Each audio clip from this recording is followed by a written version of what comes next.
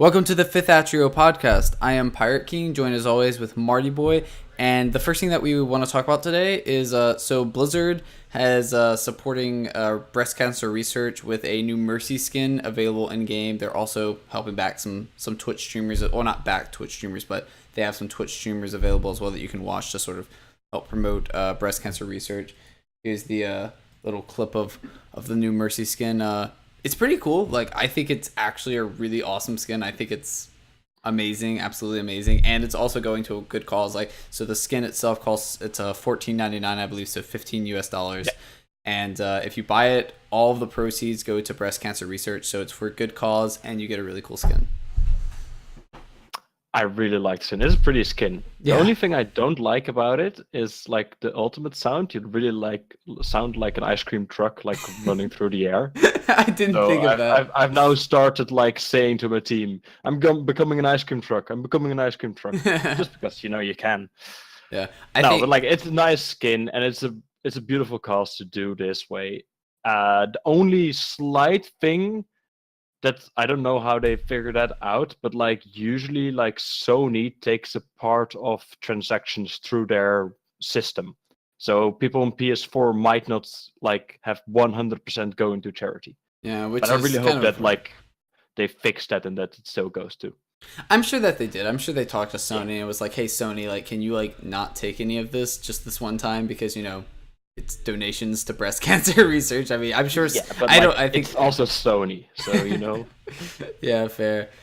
But yeah, I think it's awesome. I think my favorite part about the skin is that her bullets are pink now, which is pretty sick. And also apparently some of her highlight intros, like the one for the Chinese New Year. Her highlight intro, it's instead of like gold, it's pink. Is also pink. Yeah, it's pink. Yeah. Oh, that's actually nice though. Yeah. I haven't seen that one. Yeah, it's pretty cool. I did see nano boosted that Mercy. It's beautiful. Oh, I haven't seen that. Like the pink and blue combined. 10 out of 10. I'll definitely have to check that one out. It's pretty cool. But yeah, no, I love the new Mercy skin. I think it's absolutely fantastic, and it goes to a great cause. Also, some other extra things you can you can also buy.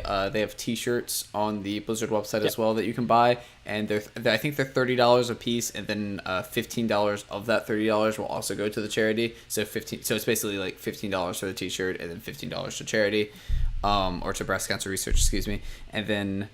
They also have. I don't think there's anything else per se for the Mercy stuff, except for Twitch streamers. You can go to Twitch. Yeah, the streamers that get promoted through the Battle.net launcher also have like.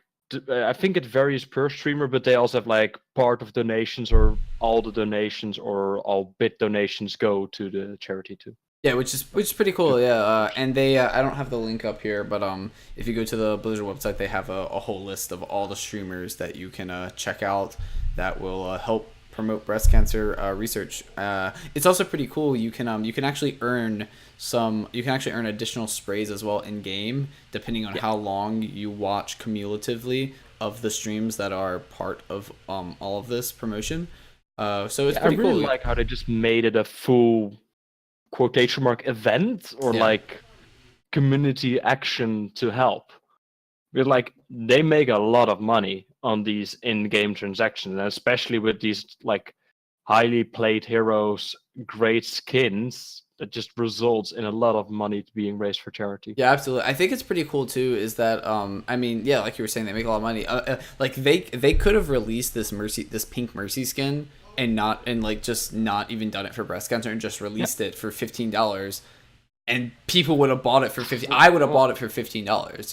Well, if it really wasn't for breast cancer, and like $15 for just one skin is a bit on the high side. It's a lot, but people would have bought it. Also donation, yeah, of course. But I would think there would be like a big difference. Yeah, there would be a big difference. I think less people would have bought it if it was just for $15. But yeah, I mean, but again, they could have like decreased it to like $5 a skin. Let's see how this works out. But they didn't. They did it for breast cancer, which is great. Also, I believe Blizzard in the post for this, they said that the what do you call it? The donations that they're giving, so they're going to have a minimum of $250,000. So they're automatically going to donate that, even if it doesn't, if they don't get any more. And they're also going to But no. yeah, they're also going to release they're going to release like all of the all the donation proceeds, so like, you know, being transparent and so that, you know, they're actually doing the donations, which is, I mean, I trust That's them, a good but thing. yeah, I do like But that they're in being general, transparent. that just makes people feel better about it. Like they are sure, like it's always, yeah, I will give it to the donation or the foundation. Really, I will. Yeah, Goes definitely. into the pocket. Like Blizzard wouldn't do that, of course, but like it's always good to be clear and transparent about that. Being transparent is always a good thing. And but yeah, so overall, new Mercy skin, absolutely flawless, absolutely fantastic, and going to a great cause. But moving on from that, so we got some new PTR stuff for Overwatch. So we got some Ana buffs, some Brigitte nerfs. That's about all. It's pretty cool. They also added some warning systems for players as well. We'll get into that a bit later. But I guess the Ana buffs, I think, are the I think those are even more interesting than the Brigitte nerfs, because the Ana buffs are, so she has more ammo now, and she doesn't impact heroes or allies with full health, which I think is, I don't think it's a huge buff, but I think it's a nice sort of quality of life change, you know. Like the ammo count is just good. Like that's just great. More shots is 10 out of 10, would do again. But like the full health, we talked about it a little bit last week, but like it will be like, it's a good quality of life buff, and I would even go calling it like a small buff, but the full on impact of it isn't as much as I would have hoped for. I kind of hope for like just having a standard one target penetration of it. Just hit the first target and go through the next, like independent of something like that. Or maybe a system where if your first shot doesn't does fully heal your target, it will continue with the leftover charge. So you heal the first target for 30 health, and then the next one you still hit for 40. I think they could have done a little bit more, and I think if they balance it slightly, like not making it fully hit 2 targets, that might be too much. But like having like the partial pairs would be very nice for Ana. Yeah, I definitely see your point. I think that would be a huge buff though, and I think they want to be careful, because if they do something like where it like goes through allies and heals like multiple allies or things like that, you're starting to get into the range of like, oh, now she's an area of effect healer. You know, she's not a targeted healer, because like it's just like, hey, now I can heal like two tanks at the same time. I do like the idea though. Yeah, no, it's nice. But like it would require still your positioning of your tanks to be like in line to you. So it would still be a like very targeted on Ana's side, and your tanks would also need to play around it a little bit at least. Yeah, definitely. So yeah, I would love to see something for Ana. I mean, like she's barely played and stuff. I heard some arguments, because like we were having some scrims earlier, my team on Atreo, and we were talking about maybe potentially running Ana in some comps, because right now if no one knows, the meta is Zarya, Reinhardt, Hanzo, and the only way to live through a grav, even you might not even live through a grav with this anymore, but potentially the only way to live through a grav is with a Transcendence. But in Ana, so sometimes you sometimes you still die through the Transcendence, but with an Ana, you can one of my teammates brought this up, is that you can throw your E into your team when you get grabbed, like your biotic grenade, and then through that the Transcendence will heal you all, because you're getting 50% extra healing from the Transcendence. So then you should live. That would really make the difference. And also you can use the Ana to stop enemies from healing in their Transcendence. So it's sort of a double-edged thing. I think the one downside though is that that's sort of the only reason why you would want the Ana. You wouldn't really. Well, I mean, you can nano boost a Hanzo too, which would be nice, or like nano boost like a Reinhardt or something. More sides to it. Like even if it's not like the fight where the opponent uses their combo, it's still like triple or 2 tanks with triple support. You know what triple support does? They heal a lot. Yeah. So you know what Ana can do? Yeah, she just denies that healing. So it does make it if you're very coordinated on the Ana nades, it makes it very strong. But like Yeah. the problem with like the Hanzo Zarya combo at the moment, like for a team that's getting comboed, is the dragons do. Let me look it quickly up. They do 200 damage per second. Zenyatta heals for 300 per second, Mm-hmm. right? Or 250 by now? I believe it's No, 300. 300 per Yeah, it's second. 300, 300. And with like the new Hanzo E ability, he just shoots 80 damage straight into your team. So even through Transcendence, I've been already killed many, many times through it, just because like the damage that Hanzo can put out into I mean, like plus your such an whole team easy is damaging cluster. them too. Yeah, like it's way easier to burn through it. But to make it even worse, if you play an Ana on the Hanzo Zarya side, you just end up with your Hanzo. Yeah, yeah, it's interesting because Then like it kills through the Transcendence already. Yeah, like baseline, it will do more damage. also, like if both teams are running the Ana, even if you like throw the grenade to heal your team extra 50%, so that would make Transcendence heal 450 per second. But if you put the nano boost on the Hanzo, it negates it again. I still think that's a little bit more because it's only 50% extra damage, I believe. So that would be 300 damage per second, and then you're healing for 450 damage or healing per second. So you are healing. Oh, it would be 400 damage. The Hands of Dragons are 200. Oh wait, I can't do that. Streamer math, okay? I'm sorry. It's okay. I can do maths. But yeah, so you would heal a little bit more, like by about 150. But assuming your whole team is doing damage, and then like if you get a biotic grenade on them anyway, you're still gonna win. Plus, I mean, on the other side, you're also committing 3 ultimates to like one combo at that point. I mean, that's what this meta is right now. You just literally you build up 3 ultimates and then you just kill everyone.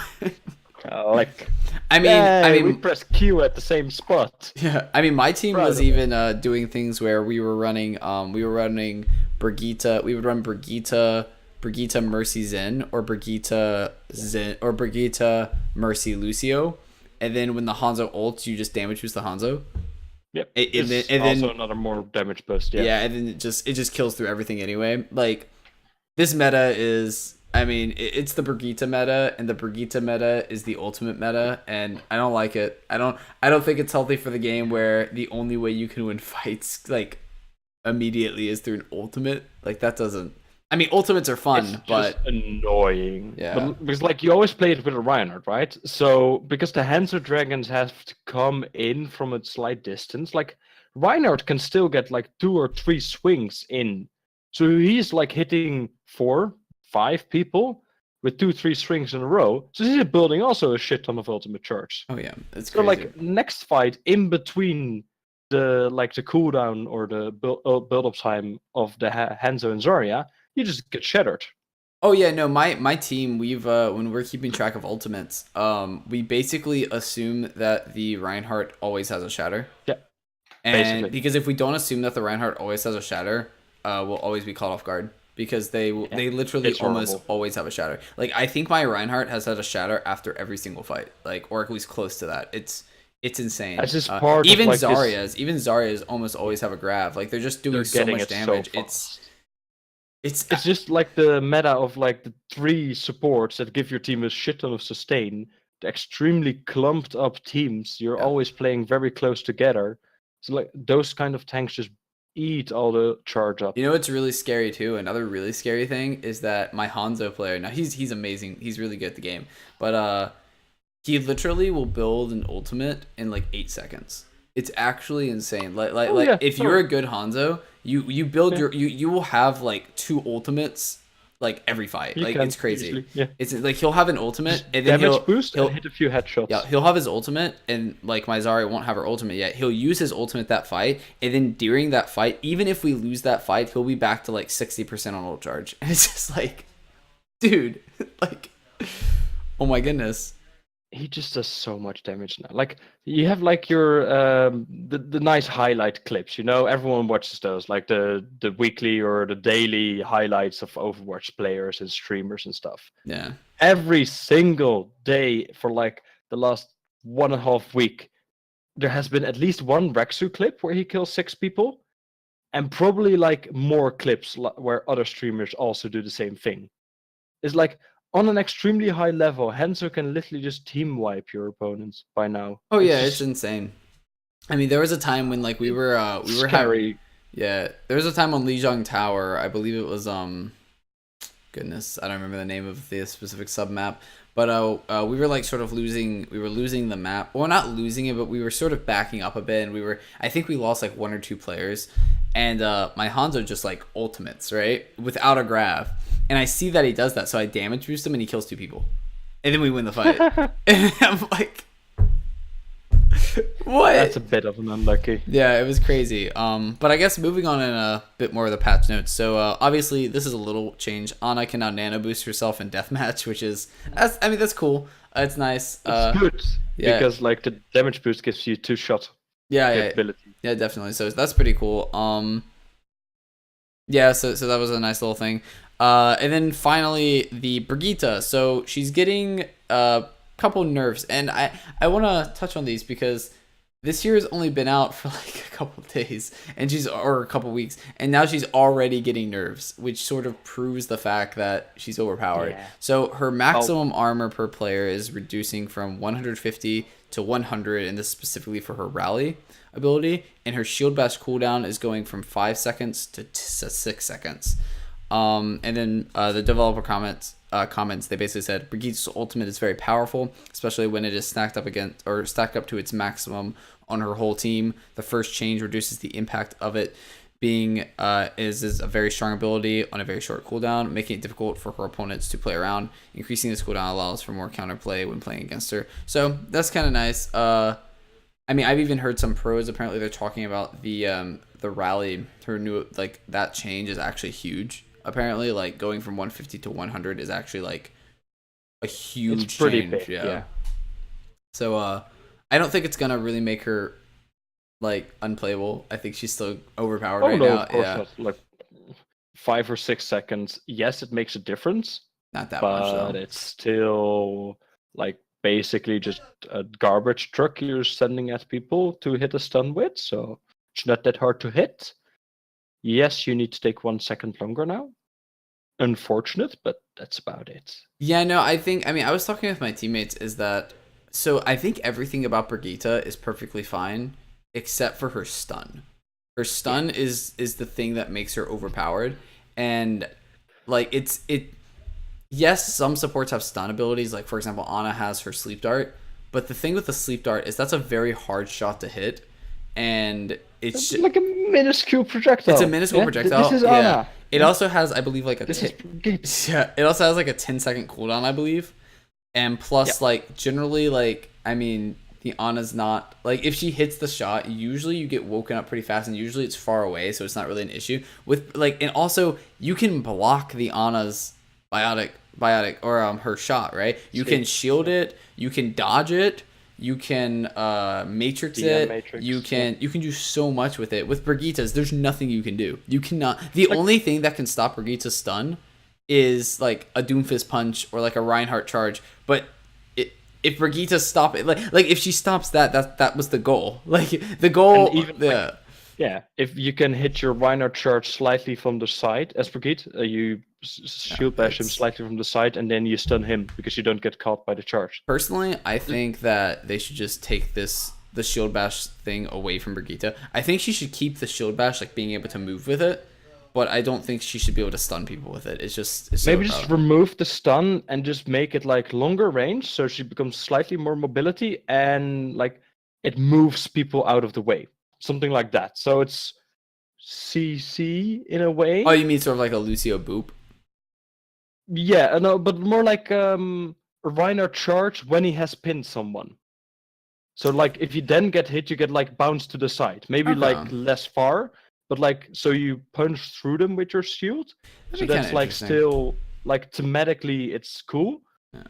It has some use, but it's not stupidly broken. Because like Reinhardt Brigitte, you don't need skill. Okay, you need some skill. No, to you hit don't the need shatter skill. at that point. There's no skill. You No, you but, like, say, "Hey that's Reinhardt, I'm combination. gonna bash the Reinhardt in a more easy way than a McCree flashbang, and you're gonna shatter him, and then we're gonna kill their team." There's no skill. It's like, so you have, when you're on the opposing side of that. Previously, it was extremely high level and cool mind games between the two Reinhardts to try and dodge and bait out the shatter, right?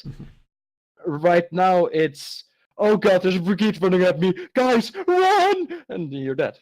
And like, if your team isn't behind your shield, you're either taking a shit ton of damage because, hey, you're not behind the shield, or they just shatter the people that are not behind the shield. Yeah. And if you're hiding behind the shield, they press W on you, stun, shatter. Enemy team gets shattered because they're hiding, because that's the normal thing to do. I think the worst thing about Brigitte's stun is that it's unblockable. You can't stop it, and it's basically undodgeable. Like, you can't actually really dodge it. Like if she presses it, you can't dodge it. you can't dodge it. But like, she misses it, you don't dodge it. Exactly. Yeah. Exactly. It's. I mean, you Like, can. I mean, I guess you can.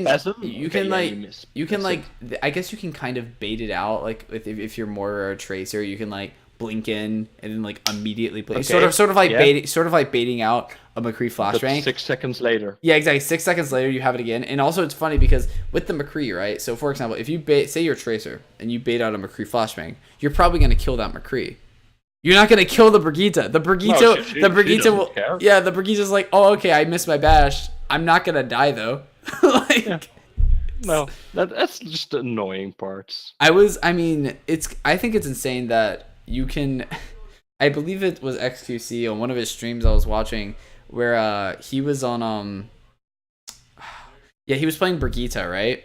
And he like killed someone, and then he was at like almost full health, and he went up to a Zarya that had basically like full health, and he killed her. Oh yeah. And he just 1v1'd her, and then as XQC's fashion, he just started screaming at the stream, and he was just like, "Is this okay? Is it okay? Is it okay that a support can 1v1 a tank this easily?" I think it was like day 1 or 2 of the patch. There was also an XQC moment where he charged a Brigitte, but like he didn't hit the charge on the wall. He was full health. She was like 80%, and she still wins the 1v1 versus Reinhardt. It's unacceptable. Yeah. Fair and balanced. It's actually unacceptable. And I think the thing that's even more unacceptable about it is that there's no skill with it.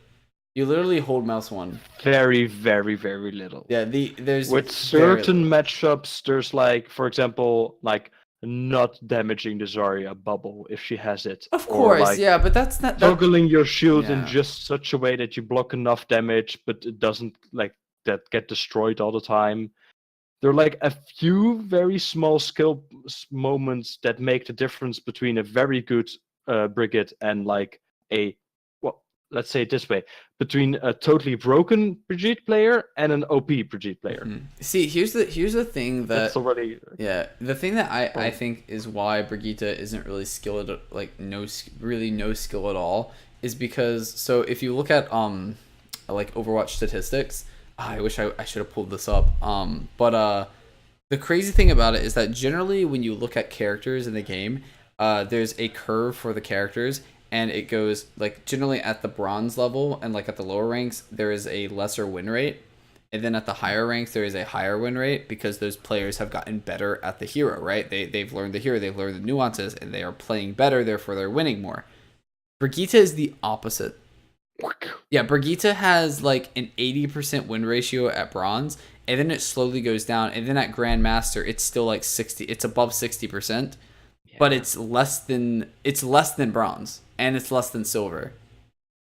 Why? Because the people in Grandmaster are more skilled than the people in bronze and silver. But the people in bronze and silver have so much more skill to punish her than it takes to play her. Exactly. And that's the issue. It should be both. It should be skillful to punish, and it should be skillful to play, you know? And it's skillful to punish but easy to play, and that's the issue. And that's why at Grandmasters she still has a very high win percentage, but it's less because people can outplay her sometimes. But it's only at like Grandmasters and Masters and Diamond. All the other ranks are ridiculous. Just messed up. Yeah, it's insane. But hopefully they continue to nerf her. I hope they get rid of her shield bash, or at least make it like 15 seconds. Like give her like a huge cooldown for it. I don't want her to be able to do this like multiple times. Maybe 15 is a bit too much, but like maybe 10. Yeah. Like going double digits might be the way to go. Yeah, it's just so like imagine if like Anna's sleep dart was like 5 seconds. Yeah. It'd be overpowered. Wow. You would just be sleep darting everyone, you know? It's absolutely insane. It's weird. But yeah, I guess the last little thing for the PTR, they are adding the player another thing for the player report stuff where they're basically giving you a player warning if you're acting like horrible person, if you're tilting or not tilting, but if you're like toxic and things like that. I'm assuming if you're constantly getting reported and you're constantly getting like avoided as a teammate, they're gonna be like, hey, you might get your account removed soon. You probably want to like not be like this anymore. I like the idea of it, just as like you just get that reminder of it. Like you have like before you ban people or suspend people and make them angry about the fact that they can't play their video game. Warn them first. Yeah, they get a clear warning. So like they know, okay, I need to chill down right now. I need to take a moment, not be screaming and chat like a little boy. No, be nice. Exactly. Positive mental attitude. Yeah, it's a nice little change.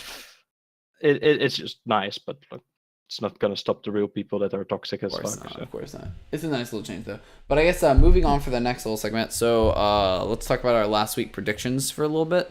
So the first that we had was so we did miss, just so everyone was aware, we didn't start on Wednesday like usual, so we were a couple days behind.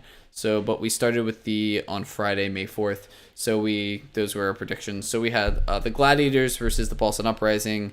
All three of us, Smackboy, myself, and Marty Boy, all said Boston Uprising.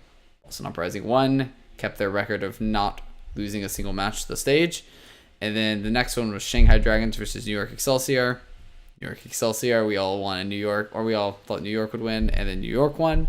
And then we had London versus Seoul. Marty Boy and myself said London Spitfire. Smackboy said Seoul Dynasty, and he's not here to defend himself, but he lost, so yeah. Feels bad. But a bit of an unlucky for Seoul. Yeah, definitely. The next one, London Spitfire versus Shanghai Dragons. Shanghai Dragons did get a map. Oh, but I think it's good to point out too, Shanghai Dragons also took a map off of New York Excelsior, which is pretty good. Which is good, but like, really, they get a map wins. Like they've always been getting one map. They always get at least one. Yeah. They always get something, or like not always, but quite often they get something by now. But after that, they just get stomped. Yeah, most of the time. Yeah, definitely. But they also took a map off London Spitfire, but we all thought London was going to win, and London did win. This one, the next one, is so Houston Outlaws versus Seoul Dynasty. There's something, nothing happens. They got 4-0'd, Marty Boy. I don't know what you're talking about. Oh, so there must be a typo there or something. So Smackboy was right here. Seoul did win. I can't believe that though. Yeah, It hurts. It hurts. Okay.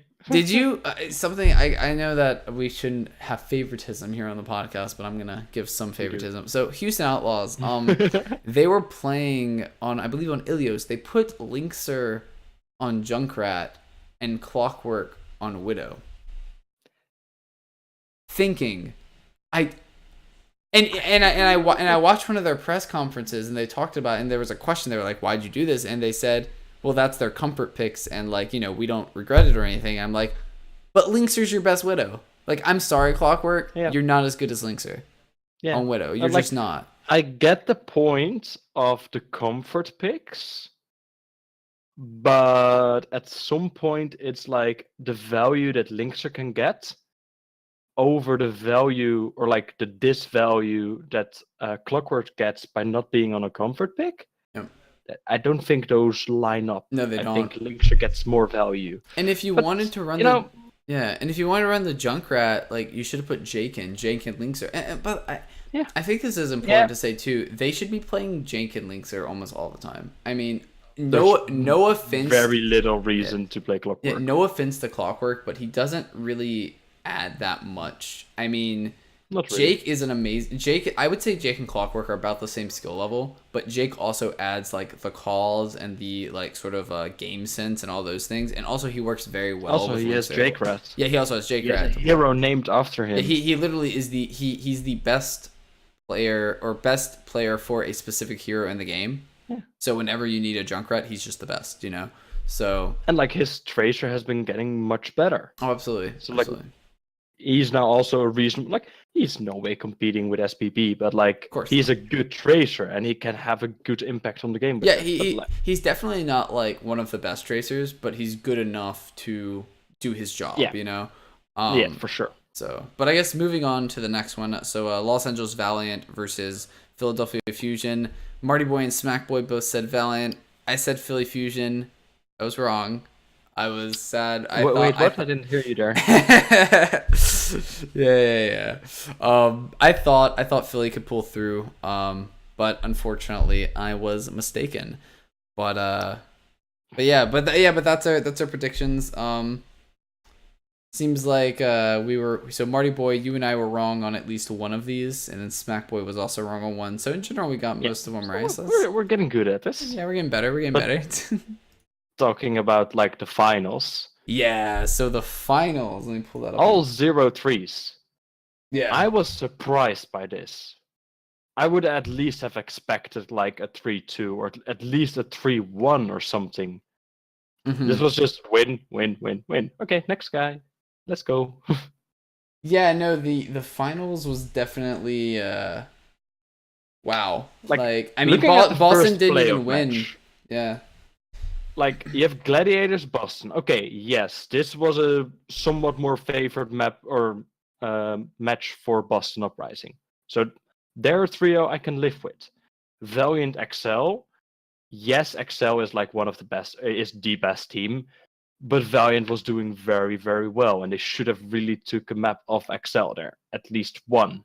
Then Excel Uprising, where Boston previously has won from Excel, they now just get 3-0'd. It's like, it was okay. Yes, it was a good map and a good match, and the maps were very close, but still. Never were they able to just take the win. I think it was crazy too that they lost. So if I pull up the links here, so they had they lost on Volskaya, or I mean they had a draw on Volskaya Industries, which is like apparently the Boston has never lost that map. And to be fair, they still have not lost that map, but technically speaking, that's correct. Yeah, technically speaking, come on Boston, like you should have won this map, and New York sort of walked all over you, you know. Like you barely had a draw. Like, Boston, what are you doing, Boston? I think they got a little bit cocky. That's what I think. I think that they thought that they could take down New York Excelsior, and New York Excelsior basically said, "No, we're gonna practice for you," you know. But I also think NYXL was just on their A game. Oh yeah, no, I mean, moving on to our. They were on their highest level. Oh yeah, no, like I guess moving on to the next thing. I mean, Pine and Sabiobi were absolutely amazing, and so Sabiobi had this little thing. I'll pull up the clip here. I won't put the sound on, but he's basically says, "I'm the best tracer in the world." Well, not basically. He just says. Oh, sorry. Yeah, no, yeah. He doesn't even say English. Yeah. In English, he on the thing he goes, "I'm the best tracer in the world," and then Pine falls over. That's the best part. Yeah, but no, it's absolutely insane. I mean, he's right though. I mean, I was talking to my after the final, we were discussing some of the game and stuff, and I mean, I was saying that Sabiobi is, I mean, they were saying like humble, right? And I was like, no, like he can say this because it's true. Like he doesn't need to be humble when it's a fact, you know? Like he knows he's the best, and he is the best, you know? I mean, yeah, Striker's really good, but he's not Sabiobi, you know? No. Like just a proof of the fact that Sabiobi is such an insane trader. Just watch the Volskaya match. Oh, he kills multiple people by himself. I mean, I believe the casters were just like, oh, Sabiobi just said, I'm tired of waiting. Let's win the game. You know, it's like, let's just win here, okay, guys. I need to do something at home. Let's go. Exactly. I need to get back to my wife. Kills everyone. Yeah, he's busy.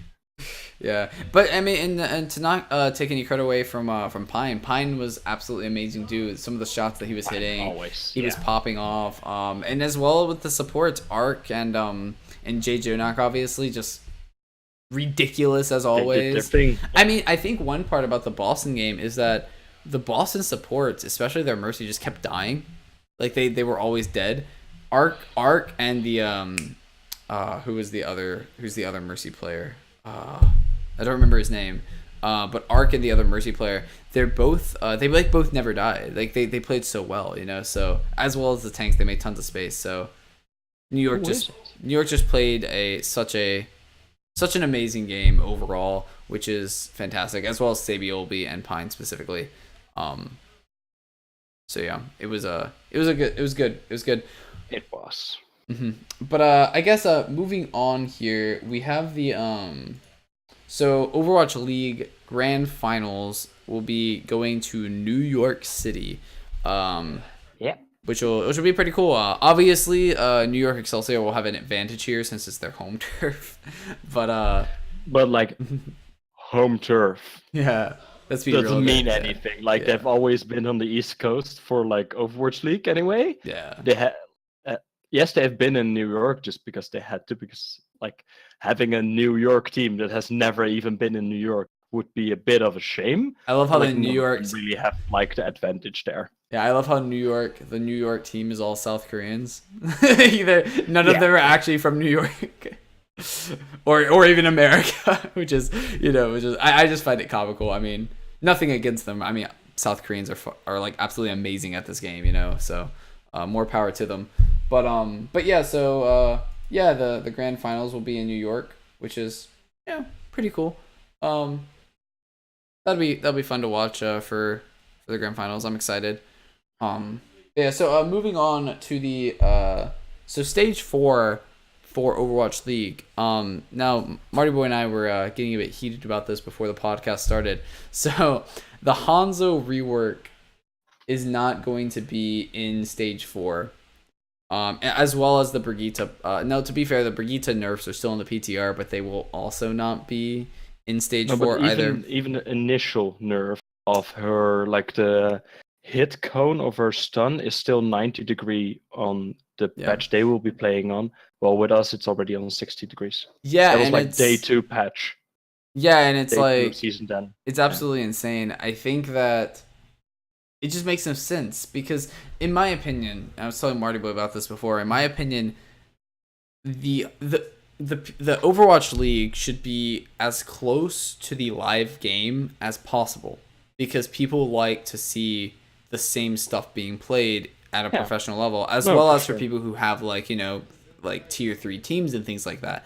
When you have something like Hanzo's rework, which is hugely impactful to the game, and it's on the live servers, when you have that not being in the Overwatch League, that's huge. Like, that means that during the Overwatch League, we're not going to actually see the actual game we're playing, you know? Yep. And like that's gonna be for a long time. Yeah, and like, that's the crazy thing. The entire stage will be on that patch. Yeah, and I completely understand. Yeah, and I completely understand. Like once the league starts, like once the stage starts, lock in the patch. That's fine. I completely understand that because pros need to practice a specific patch so that they don't have to worry about changes and things like that because they're professionals. But before the stage starts, in my opinion, it needs to be the game that we are playing, because I think that's very important.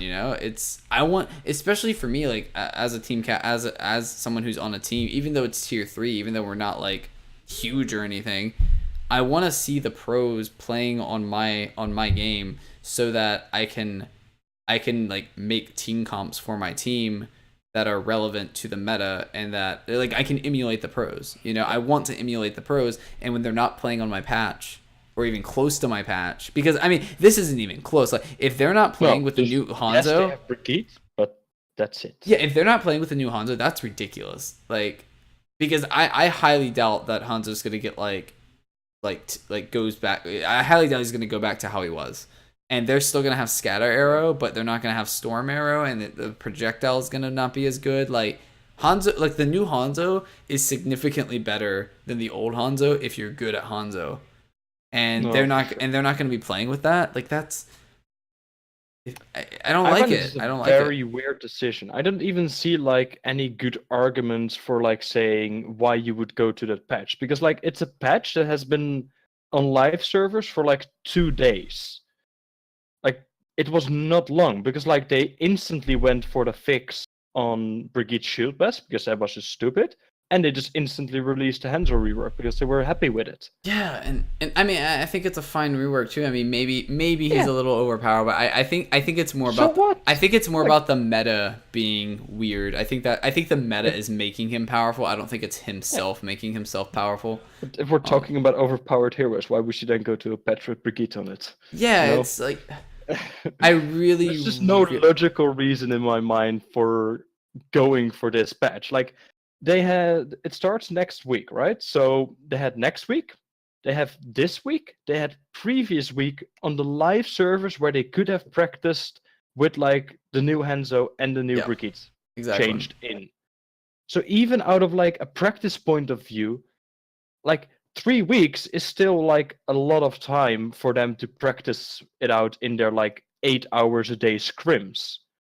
So I don't see why they wouldn't do it though. Yeah, no, it's I really, really, really hope that they revert this, because this is not healthy, I don't think, for the league. Because again, like I was saying, people want to see what they're playing. They want to emulate the pros. Yeah, it's really, really bad. I mean, like, I'm still gonna watch the league, but when I'm watching it, I'm not gonna feel like as into it, because it's like, I mean, if they're playing Hanzo, that's not my Hanzo. That's not even my Brigitte. It's not even my Brigitte, because the Brigitte is changing too. Like it's insane. I really, really hope that they change this. But I guess for the people that are on the same page as us and want to have the league be on current patch, you can Google a second round, and there's a petition going on, and no one knows if Blizzard will listen. But at least there might be more like a clear statement coming from Blizzard why they took this decision. Yeah, and they're trying to get to 7,500 right now. I haven't pulled up on the screen. They should be at like 6,000 right now? Yeah, they're at 6,042 at the moment, so they're close. Yeah, I mean, if you're interested, you can sign the petition. I haven't signed it myself yet, but I'm going to sign it after the podcast. Yeah. But yeah, I will sign it after the podcast. So yeah, you should definitely check that out. If you don't like the, I mean, if you want this to be the case, if you agree with it, that's fine. Then please tell us your reason. Yeah, I want to know the reason. Because I don't understand the other side, because it makes no sense to me. But if you have a reason, then yeah, absolutely, give me a reason. Let us know.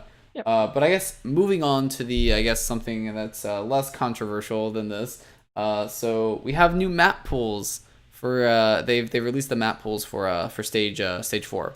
So let's see. So we have Hybrid, which is King's Row and Blizzard World. We have Assault, which is Horizon Lunar Colony and Hanamura. We have Control, which is Oasis and Lijiang Tower, and we have Escort, which is Dorado and Watchpoint Gibraltar. And we did talk about this a little bit last week, but now it's becoming a bit more relevant, so we wanted to bring it back up.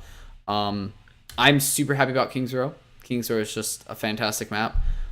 Blizzard World, I'm excited for because of the new change to Blizzard World with the second point being a bit closer now.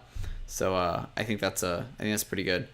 That's really gonna be better for it in like a competitive level. Yeah, for sure. I'm also excited to see how they're going to approach things like Blizzard World and King's Row. Well, especially Blizzard World with the new King's Row. They're gonna play Brigitte comp. Blizzard World, they're gonna play a Brigitte comp. Horizon Lunar Colony, they're gonna play a Brigitte comp.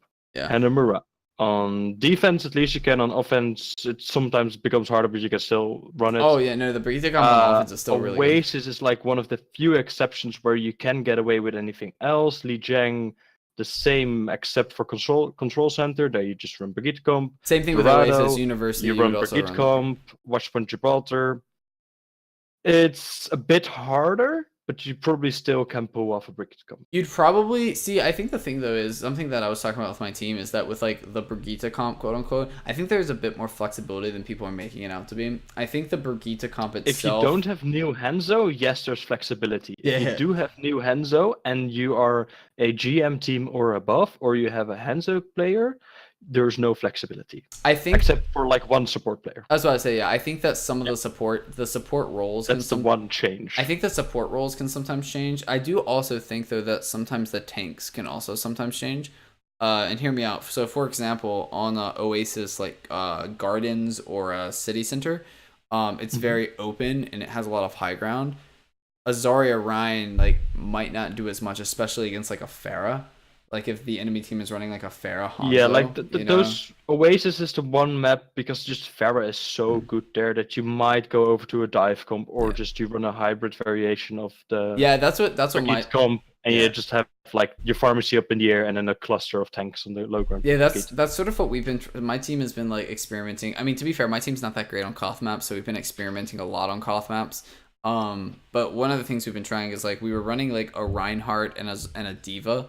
And like we were also trying like what was it? Oh, what else did we try? I think we tried Reinhardt and what was it? Maybe it was just Reinhardt D.Va. I think we might have just tried Reinhardt D.Va. And as long as you're not playing against a Brigitte, it's pretty doable with Reinhardt D.Va. See, that's the thing though. What we did was we did Reinhardt. What was it? It was Reinhardt, D.Va, Hanzo, Pharah, Mercy, Brigitte, and the Brigitte would stay on the low ground with the Reinhardt, and then the D.Va would just sort of like help make tons of space, and then the Hanzo would just kill things, and then the Pharah would deal with anyone on the ground. Just kill things. Yeah. You know? So it actually click on their heads. Yeah, it actually kind of worked fairly well. We weren't that used to it, so we didn't play it perfectly, but we're just trying new things because I personally don't think it's as static as just Reinhardt, Zarya, Hanzo, 3 support. I think there is more flexibility than people are making out to be. But I could be wrong. But hey, there's flexibility possible, but like if you're at that high level, and that's like Overwatch League, of course, is at the highest level, the people on Reinhardt, the people on Zarya, the people on Hanzo will just have so much impact. Oh yeah, that there's like very little heroes and map situations where another composition is really more valuable. See, this goes back to the value of just playing the same comp on everything. Look back at Dive. You played close to the same comp. There was variation, and certainly in the later stages of the Dive meta, there became more variations in it. But like teams got so good at doing those very coordinated dives just because you played it everywhere, always. So you just get like 90% of your practice time is with that composition. And it just makes you better because more practice, Yeah, I see. This goes back to the thing with the Hanzo rework not being in. I'm really mad at that because my team was like really excited to see Overwatch League with like the new Hanzo and the Brigitte so that we could emulate them and see what the best thing is. And without the new Hanzo, it's like, how do we emulate them? Yeah. How do we emulate them? Weird. Because because they have the new Hanzo, or we have the new Hanzo and they don't, and I just have to like probably think of my own strategies, which is fine. I mean, I think it's important to think of your own strategies, but it's even better to look at the pros, because they know what they're doing. The previous stages, the pros have always had a big impact on how we play the game. We're like, what the pros do carries down to like the tier 2, tier 3 contenders level. Then it gets into top 500 GM because those people play. Absolutely. Then from GM it carries down to masters, and then it becomes like the way more like in like the coordinated level of competitive play. So I would say like masters and above, you start to have enough coordination and flexibility to run these kind of real compositions. It has huge influences. Yeah, absolutely. And if you can, like, it's I really think down. like a lot of the people watch Overwatch League because they play the game themselves and want to learn from it and see how you would, like, how good people would play the same game as you. It's just a different game that they're showing right now, or what they're gonna show. Exactly, yeah. They really need to just let the Hanzo come through, and it just makes no sense. I don't understand the reasoning. Maybe I'll do some more research and try and figure something out. If you guys know, let us know down. I'd love to know, but either way, I do like the new maps, or the map pool that they're having. I think they're cool maps. I can't wait to see Watchpoint Gibraltar. I can't wait to see Dorado. I love both of those maps there. They're always interesting games, especially Watchpoint Gibraltar. There's so much like cool like things that can happen. Like there's tons of high ground. Kings Row, obviously an amazing map. Horizon Lunar Colony, we haven't seen in a while, so that'll be a fun one to watch again. Hanamura, also awesome.